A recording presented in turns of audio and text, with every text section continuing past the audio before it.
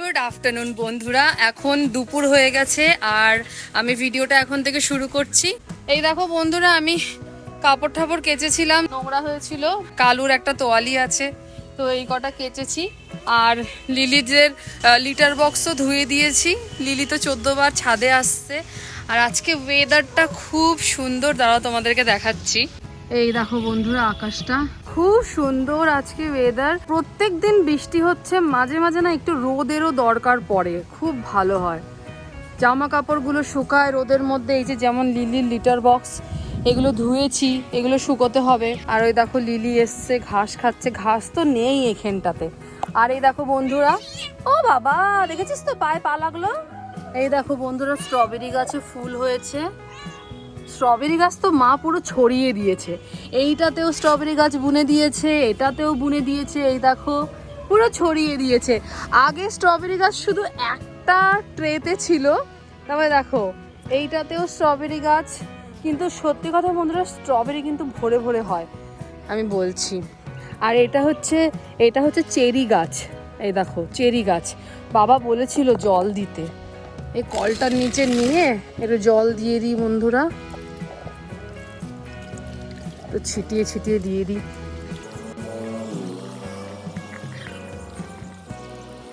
হয়ে গেছে।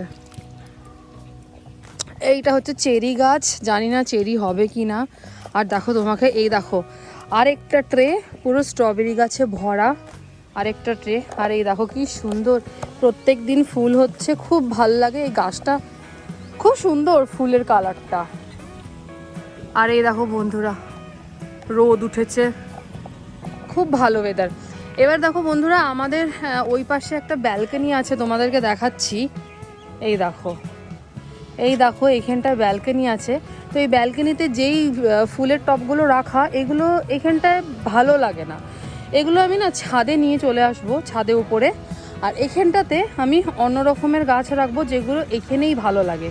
তো তোমাদের দেখাচ্ছি, যেমন এই গাছটা। এই গাছটা শো নষ্ট, এখানটায় আছে, কেউ দেখতে পাচ্ছে না, মানুষের নজরের বাইরে, শোটা পুরো নষ্ট হয়ে যাচ্ছে। এই গাছটা ওখানটায় রাখবো, আর এইটাও রাখবো। দেখো বন্ধুরা, এইটাও রাখবো, আর এইটা আর এটা রাখবো। এই দুটো ছাদে রেখে কোনো লাভ নেই, কেউ দেখে না, পুরো শো নষ্ট।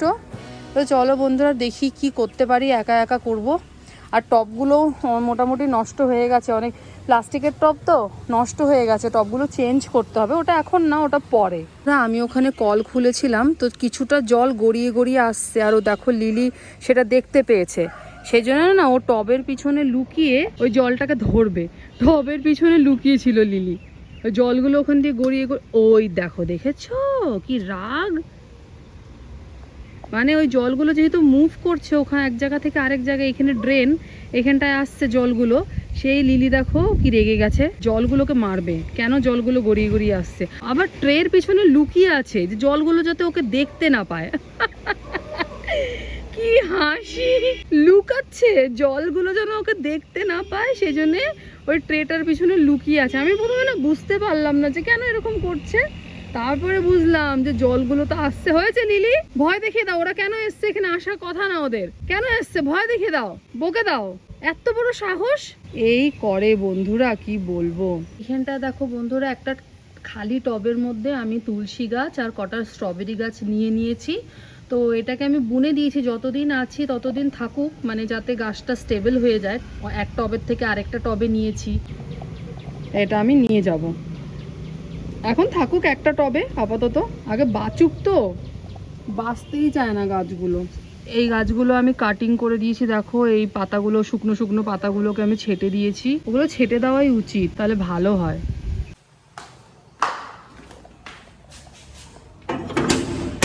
এই দেখো, এই যে এই টবগুলো এখানে রাখার কোনো মানে হয় না। নীলকণ্ঠ গাছটা আছে, ঠিক আছে, তাও ভালো, কিন্তু এই টবগুলো আমি সরিয়ে দেবো এখান থেকে। কালুকে একটু জল খাইয়ে দিই, এতটা জল খাইয়ে দিই কালুকে।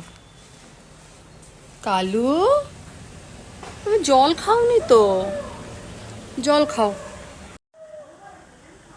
একটু জল খাও। বসো, জল খাও, শোনা তুমি তো জল খাওনি।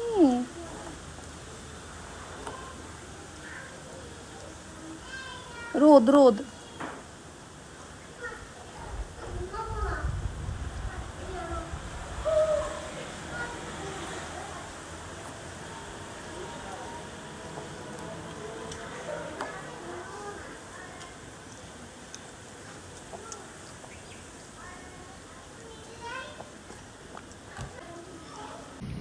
এই দেখো বন্ধুরা, এইভাবে সাজালাম। এই গাছগুলো এবার ব্যালকনিতে ভালো লাগে দেখতে। এগুলো শুধু শুধু উপরে কোনায় পড়েছিল, এখানে থাকলে পরে ব্যালকনিটা বেশ ভালো লাগে। আর এই দেখো থোকা নীলকণ্ঠ ফুল হয়েছে। এটা নার্সারি থেকে কিনে নিয়ে এসেছিলাম এই চারাটা নীলকণ্ঠ ফুলের।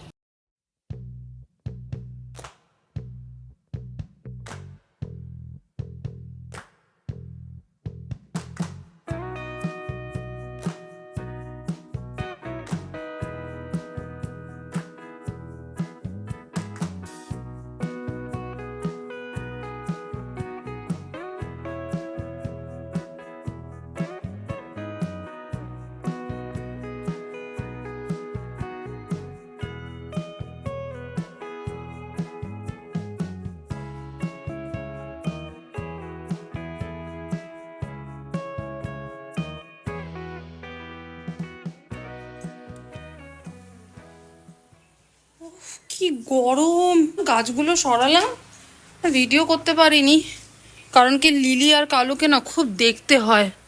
যখন আমি কাজে যাই তখন আমি ওদের সমস্ত দরকারি জিনিসপত্র ওদের সামনে রেখে যাই, 2 জায়গায় জল, তারপরে 3টে পুরো লিটার বক্স ভরে ভরে সাজিয়ে দিয়ে যাই।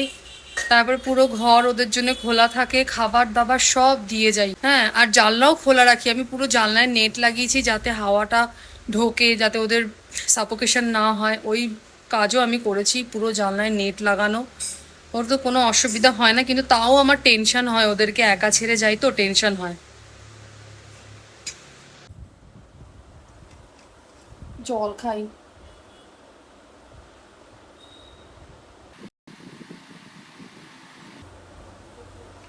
আমার জল অনেক কম খাওয়া হচ্ছে, অনেক কম, মানে এই বোতলটা সারাদিনে 1 বোতল জল খাচ্ছি। ভাবো, আমাকে বেশি করে জল খেতে হবে। একটা জায়গা থেকে আরেকটা জায়গায় মুভ করলে না একটু সবকিছুই মানে গড়বড় হয়ে যায় সবকিছু। এতক্ষণ রোদ হয়েছিল, এখন মেঘলা মেঘলা করলো আকাশটা, ঠিকই আছে। আমি বাজারে গেছিলাম, কালুর অ্যান্টিবায়োটিকটা শেষ হয়ে গেছে, আর কালুর ট্রিটও আমার শেষ হয়ে গেছে। এত ট্রিটের জন্য মেয়ামেও করছে। কিছুদিন আগেও তোমাদেরকে বলেছি যে কালুর ট্রিটের জন্য খুব মেয়ামেও করছে। তারপরে একটা বড় প্যাকেট ট্রিট কিনে দিলাম, ওটা শেষ হয়ে গেল। মানে প্রত্যেকদিন যদি একটা করে খায় তাহলে তো শেষ হবেই, তাও আমি মাঝে মাঝে একটু গ্যাপ দিই, কারণ কি রোজ খাওয়া ভালো না। ওটা শেষ হয়ে গেছে। তারপরে আমার খুব ভুল হয়ে গেছে, আমি যখন ওদের ক্লিনিকে গেছিলাম, ক্লিনিকে তো সবকিছু অ্যাভেলেবেল থাকে, তো আমি ভুল করে 1 কিলোর একটা, মানে ডক্টরই সাজেস্ট করেছিলেন, ডক্টর ভালোর জন্যই সাজেস্ট করেছিলেন যে একটু খাবারটা, যেহেতু কালুর লিভারের সমস্যা আছে, খাবারটা একটু চেঞ্জ হবে, ভালো হবে। কিন্তু ডক্টর কি জানে যে ও তো অন্য খাবার মুখেই দেয় না। তো ওই খাবারটা আমি কিছুতেই ওকে খাওয়াতে পারলাম না। আমার 399 টাকার 1 কিলোর প্যাকেট একদম আমার লস হয়ে গেল। ওটা তো খাবেই না। আর তার মধ্যে ওয়েট ফুডের ছোট ছোট 2টো প্যাকেট 50 টাকা করে, ওটাও খাইনি। ওটা আমি এখন স্ট্রিট ক্যাটদেরকে খাওয়াচ্ছি। কি করব, আমার এতগুলো টাকা লস হয়ে গেল। 499 টাকা আমার লস হয়ে গেল। ওই টাকা দিয়ে আমার অনায়াসে ট্রিট চলে আসতো, আর কালুর মনটাও ভালো থাকতো। আমি তারপরে গেছিলাম বাজারে একটু আগে, আমার অ্যান্টিবায়োটিক শেষ হয়ে গেছে কালুর জন্য, মানে আজকে রাতের ডোজটা হয়ে যাবে। অ্যান্টিবায়োটিকটা পেলাম না, এবারে ট্রিটটাও খুঁজলাম, ট্রিটটাও পেলাম না। তো লোকটা বললো কোনো ব্যাপার না, আপনি টেনশন করবেন না, রাত 8টার সময় আসুন, আমি আনিয়ে রেখে দেবো। তখন আমি লোকটাকে বলে আসলাম, দাদা আপনার ভরসায় কিন্তু আমি যাচ্ছি বাড়িতে, আপনি বলেছেন আনিয়ে রাখবেন। ওই দাদাটা যদি আমাকে ভরসা না দিত তাহলে আমি অন্য জায়গায় যেতাম খোঁজ করতে, কিন্তু আমি নিয়ে আসতাম। যেহেতু দাদাটা ভরসা দিয়েছে, রাত 8টার সময় গেলে আমি পেয়ে যাবো, আমি বাড়ি চলে আসলাম। দেখি রাত 8টার সময় গিয়েও যদি আমি দেখি যে আনেনি, তাহলে আমি অন্য জায়গায় চলে যাবো, কারণ কি রাত 8টার সময় অনেক জায়গা খোলা থাকে। এই দেখো বন্ধুরা, এই মাত্র দেখালাম না তোমাদেরকে যে খুব সুন্দর রোদ উঠেছে, আকাশটা বেশ পরিষ্কার। এখন দেখো মেঘলা, পুরো মেঘলা হয়ে গেছে। এখন চান করতে যাব। একটু আগে বাজার গেছিলাম, বাজার থেকে দুপুরবেলায় গেছিলাম, 12টার দিকে গেছিলাম। তো দেখি মিষ্টির দোকানে কচুরি ভাজছে, তো আমার খুব ইচ্ছে হলো কচুরি খাবো, তো আমি কচুরি নিয়ে এসেছিলাম। বাড়িতে এসে কচুরি খেলাম, খুব ইচ্ছে হলো। কলকাতাতেও পাওয়া যায়, কিন্তু সময় পাই না খাওয়ার। তো এখন স্নান করতে যাব বন্ধুরা, আর দেখতেই পাচ্ছ মেঘলা মেঘলা হয়েছে। তো এই কাপড়গুলো একদম শুকিয়ে গেছে, তো এগুলো তুলে দিয়েই যাই, বলা যায় না। দেখা গেল স্নান করছি, বৃষ্টি আরম্ভ হয়ে গেল, তখন এই এত আমার খাটাখাটনি সব জলে।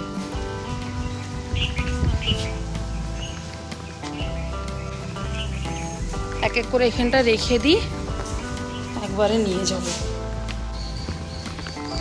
শুকিয়ে গেছে, লিটার বক্সটাও সরিয়ে দিই, যেইটুকুনি শুকিয়েছে, আবার চান করে এসে দিয়ে দেবো।